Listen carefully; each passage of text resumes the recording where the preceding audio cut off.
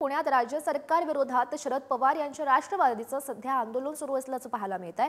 पुण्यात हे शरद पवार यांच्या राष्ट्रवादीचं आंदोलन सुरू आहे आणि आपण त्याची ही थेट लाईव्ह दृश्य सध्या पाहू शकतोय। राज्य सरकार विरोधात शरद पवार यांचे राष्ट्रवादी आक्रमक झालेले आहेत। आपण ही सध्या दृश्य पाहतोय, कार्यकर्ते जमलेले आहेत शरद पवार यांच्या राष्ट्रवादीचं आणि पुण्यामध्ये सध्या हे आंदोलन सुरू आहे। राज्य सरकार विरोधात शरद पवार यांचे राष्ट्रवादी एकवटल्याचं सध्या पाहायला मिळत आहे आणि या संदर्भात अधिकची माहिती जाणून घेऊयात। आमचे प्रतिनिधी ज्ञानेश्वर चौतमल सध्या आपल्या सोबत आहेत। ज्ञानेश्वर, महत्त्वाची बातमी आपण पाहतोय, राज्य सरकार विरोधात शरद पवार यांचे राष्ट्रवादी सध्या आक्रमक झाल्याचं पाहायला मिळत आहे। आंदोलन त्यांच्याकडून केलं जात आहे, काय सध्याची परिस्थिती तिथली?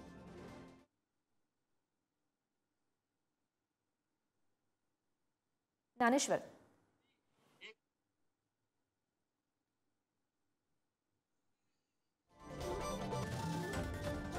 ज्ञानेश्वर, माझा आवाज तुमच्यापर्यंत पोहोचतोय?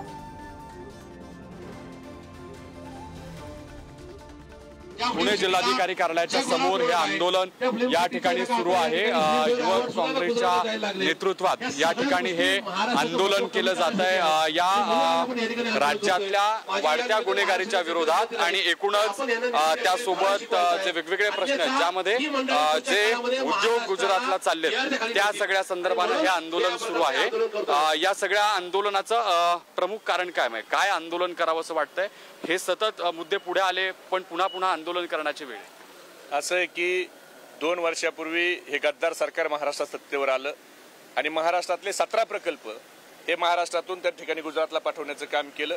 मग वेदांता फॉक्सकॉन प्रकल्प असेल जो पुणे जिल्ह्यात होणार होता, त्याच्या माध्यमातून 1,58,000 कोटीची गुंतवणूक येणार होती। पुणे जिल्ह्यातल्या आणि महाराष्ट्रातल्या 2 लाख युवकांना नोकरी मिळणार होती।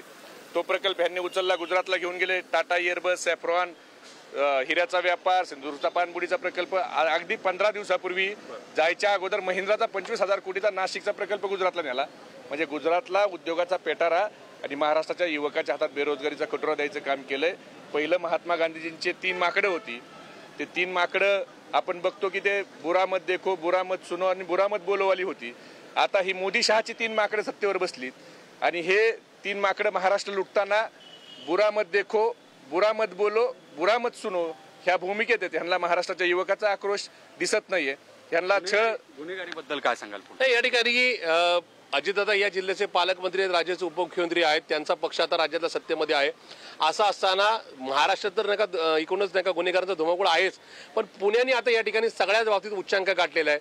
4 आणि 6 वर्षाच्या मुलींवर होणारा नाही का एकूणच नाही का पॉक्सो सारख्याच्या पॉक्सोमध्ये ज्या घटना काय जे कायद्याच्या नुसार ज्या घटना नाही का घटनाबद्ध झालेल्या आहेत त्याच्यानुसार त्या मुलींवर होणारे अत्याचार, 21 वर्षीय मुलीवर होणारा अत्याचार, कोयता गँगनी हडपसर सहित सगळ्या परिसरामध्ये घातलेला उच्छाद, चालत्या नाही का बस गाड्यांवर नाही का कोयत्यांनी केलेले वार, पेटवलेल्या बसेस, हे सगळं या शहरामध्ये आणि या जिल्ह्यामध्ये होतंय। आणि मला असं वाटतं की एकनाथ शिंदे, अजितदादा आणि देवेंद्र फडणवीस हे सगळं निमूटपणाने पाहतायत। कदाचित त्यांचे जे आकावर बसते अमित शहा आणि नरेंद्र मोदी यांना खुश करण्याच्या नादामध्ये एकीकडे उद्योग तर नेले जात आहेत, पण महाराष्ट्रामध्ये या ठिकाणी गुन्हेगारी आणली जाते, बेरोजगारी आणली जाते आणि म्हणून याच्या विरोधात हे आमचं आंदोलन आहे। महिला पण या आंदोलनात सुरक्षित वाटतं तुम्हाला पुण्यात? बिलकुल सुरक्षित वाटत नाही। सुसंस्कृत पुण्याचा आता गुन्हेगारी पुणे झालेले आहे। एवढा एका वाक्यातच मी निषेध आहे। या सर्व घडामोडींवर असंच लक्ष ठेवून राहा। तुर्तास धन्यवाद दिलेल्या सविस्तर माहितीसाठी।